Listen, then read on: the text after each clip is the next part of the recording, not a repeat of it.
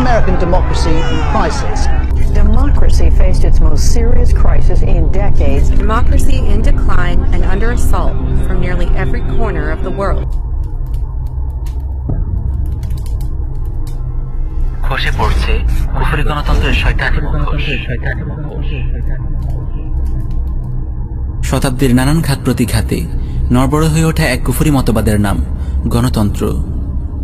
খেলাফত পরবর্তী সময়ে দেখারা মুসলিম উম্মাহকে সাময়িক সময়ের জন্য ধোঁকা দিতে সক্ষম হলেও একবিংশ শতাব্দীর এই টালমাটাল সময়ে গণতন্ত্র তার আসল রূপ প্রকাশ করেছে। সময়ের নির্মম বাস্তবতা ঘোরের মধ্যে থাকা স্বপ্নবিলাসী মুসলিমদের চোখে আঙুল দিয়ে দেখিয়ে দিয়েছে আজকের পৃথিবীতে গণতন্ত্র নামক এই কুফরি মতবাদের অস্তিত্বের অযৌক্তিকতা ও অসারতা।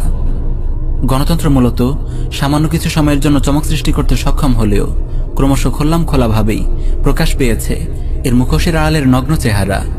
যতই দিন গড়াচ্ছে গণতন্ত্রের অন্তঃসার শূন্যতা যেন প্রকটভাবে দেখা দিচ্ছে।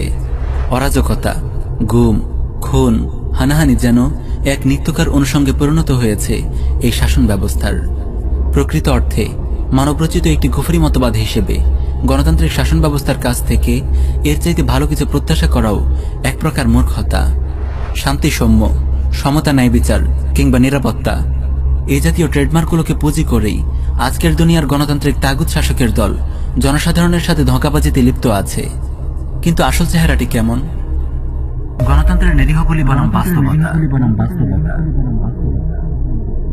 গণতন্ত্রের ফেরিওয়ালারা সাধারণত গণতন্ত্রকে একটি শান্তি, নিরাপত্তা ও সমতার মতবাদ ও শাসন ব্যবস্থা হিসেবে উপস্থাপন করে থাকে, যদিও বাস্তবতা আমাদেরকে এক ভিন্ন চিত্রই কেবল প্রদর্শন করে। খুন ও লুণ্ঠনের স্বর্গরাজ্য এই গণতান্ত্রিক শাসন ব্যবস্থার কিছু হালচাল আজ আপনাদের সামনে তুলে ধরতে চাই। আইন ও সালিশ কেন্দ্র আশকির হিসাব মতে 2014 থেকে 2019 এই 6 বছরে দেশে মোট 3710টি রাজনৈতিক সহিংসতার ঘটনা ঘটে।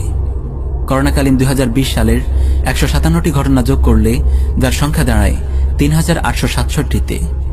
আর এই 7 বছরের ক্ষমতার লড়াইয়ে সব মিলিয়ে আহত হয় 43,204 জন এবং নিহতের সংখ্যা পৌঁছে 666 জনে। কথিত নির্বাচনে সংঘাত সহিংসতা এবং ক্ষমতার লড়াইয়ের বলি হয় এতগুলো নিরপরাধ মানুষ। এদেশের নেতাকর্মীরা গণতন্ত্রের দোহাই দিলেও গণতন্ত্রের কোনো আলামতি খুঁজে পাওয়া যায় না এদেশে।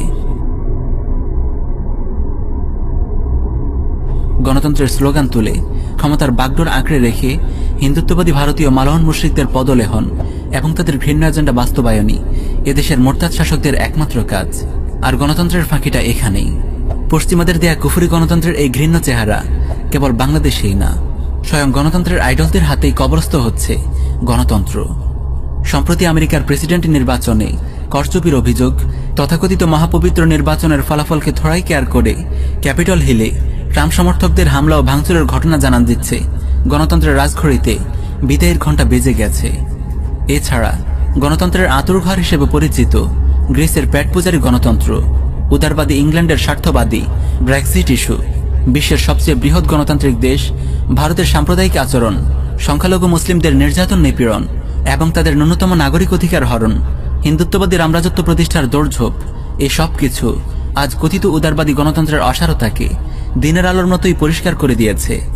সারা বিশ্বে গণতন্ত্রের এই দুঃসময় প্রমাণ করে দিয়েছে গণতন্ত্রের কথিত উদারনৈতিকতার সবগুলো কেবল পশ্চিমাদের সাম্রাজ্য বিস্তারের অস্ত্র ছাড়া আর কিছুই ছিল না। আমাদের বার্তা, প্রিয় উম্মা, গণতান্ত্রিক ব্যবস্থার মুখোশ পরে থাকা হিন্দুত্ববাদী ভারতের পোষা তাগুত সরকারের শয়তানি সম্পর্কে আমরা সচেতন হই। আমাদের চারপাশে এখনো যারা এদের সম্পর্কে ধোঁকায় নিমজ্জিত আছে তাদেরকে সচেতন করি।